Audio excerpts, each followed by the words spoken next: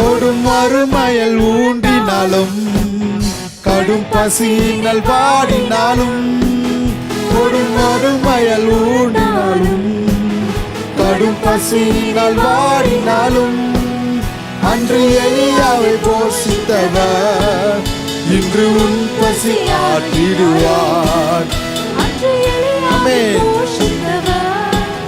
இன்று உன் பசி ஆற்றிடுவார். விசுவாசத்தினால் நீதிமான் பிழைப்பான். விசுவாசியே பதறாதே.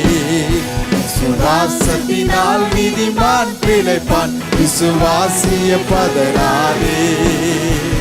கலங்காதே திகையாதே விசுவாசியே. கலங்காதே திகையாதே விசுவாசியே.